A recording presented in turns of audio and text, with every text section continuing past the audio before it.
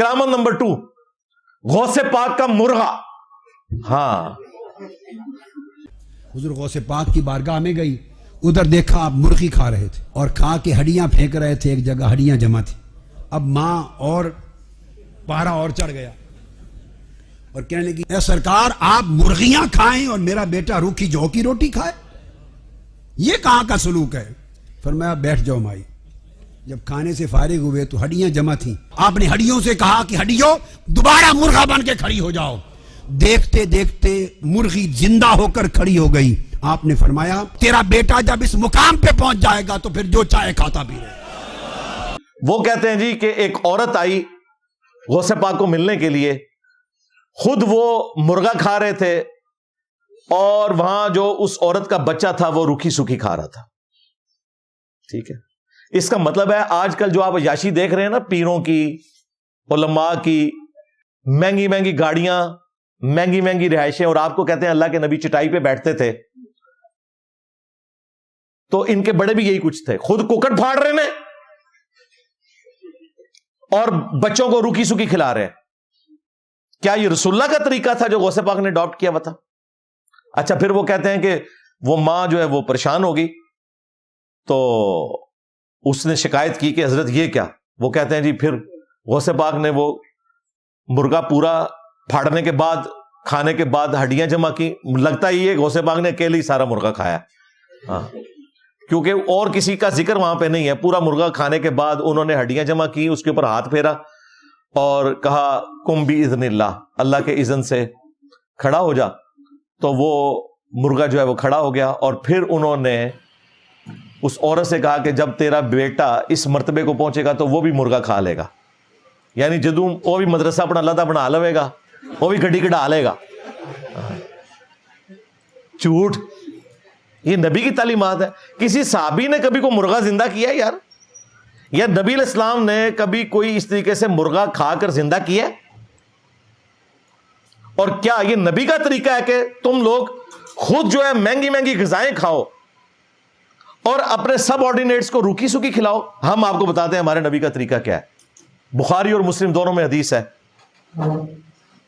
جابر بن عبداللہ رضی اللہ تعالیٰ عنہ کہتے ہیں غزوہ خندق کا موقع تھا تو ہم خندق کھود رہے تھے. ایک چٹان اتنی مضبوط آئی کہ وہ ٹوٹتی نہیں تھی. تو ہم نے نبی علیہ السلام کو جا کے شکایت کی کہ یا رسول اللہ چٹان نہیں ٹوٹ رہی. آپ علیہ السلام تشریف لائے. آپ علیہ السلام نے کدال اٹھایا اور کہتے ہیں کہ ایک ضرب لگائی اور وہ ساری کی ساری چٹان جو ہے بالکل ریت کی طرح بیٹھ گئی. نبی علیہ السلام کا معجزہ ظاہر ہوا. اور وہ کہتے ہیں کہ جب نبی علیہ السلام نے کدال اٹھائی تو آپ کے پیٹ مبارک سے وہ چادر ہٹ گئی تو ہم نے دیکھا آپ نے پتھر باندھے ہوئے ہیں فاقے کی وجہ سے. تو صحابہ کرام نے کہا یا رسول اللہ، تو آپ نے فرمایا کہ 3 دن سے میں نے کوئی چیز نہیں کھائی. تمہارے غوث پاک مرغے پھاڑتے ہیں اور مریدوں کو روکھی سوکھی کھلاتے ہیں. ہمارا نبی وہ ہے کہ وہ صحابہ کے ساتھ خود بھی فاقے پر ہے. یہ فراڈ چھوڑ دو کہ یہ کہیں دین تصوف کے ماننے والے نبی کے طریقے پہ تھے. انہوں نے کبھی نبی کے طریقے پڑھے ہی نہیں، عمل کہاں سے کرنے تھے. اچھا، جابر بن عبداللہ نے جب یہ حالت دیکھی تو وہ فوراً اپنی بیوی کے پاس آئے اور کہا کہ کوئی اناج وغیرہ ہے. تو انہوں نے کہا کہ 1 سا رکھی ہوئی ہے گندم یا آٹا.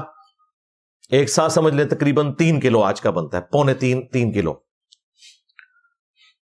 تو 3 کلو میں کتنے لوگ کھانا کھا سکتے تھے؟ اور ایک چھوٹا سا بکری کا ایک بچہ ہے، اس کو میں ذبح کر لیتی ہوں تو تم نبی علیہ السلام کے کانوں میں جا کے کہہ دینا کہ یا رسول اللہ آج آپ کی ہمارے ہاں دعوت ہے، آپ نے 3 دن سے کچھ نہیں کھایا. غوث پاک تو اکیلے مرغے پھاڑ رہے ہیں. اب میں اس کا مذاق اس لیے اڑاؤں گا کہ یہ خود ڈاکٹر طیب القادری نے کرامت بنا کے پیش کی ہے. آپ نہ کہنا کہ کتابیں بدل گئی ہیں. ہاں، بالکل ایسے ہی کیا ہوگا. اور اگر غوث پاک کا یہ حال ہے تو باقی بابے شاہی کوئی نہیں، کیونکہ ظاہر ہے سب سے بڑا انہوں نے ان کو ہی کلیم کیا ہوا نا. جابر بن عبداللہ نے کان میں آ کے حضور کو سرگوشی کی یا رسول اللہ 2-4 بندے لے کے اپنے ساتھ آ جائیں، میں نے اتنا سا کھانا بنایا. لیکن وہ اللہ کے نبی تھے، غوث پاک تو نہیں تھے. نبی علیہ السلام نے اسی ٹائم اناؤنسمنٹ کی کہ آج سب لوگ جابر بن عبداللہ کے گھر جائیں گے، ہماری دعوت ہے. اب جابر بن عبداللہ پریشان ہو گئے کہ میں کھانا تو جو ہے وہ 8-10 بندوں کا ہے.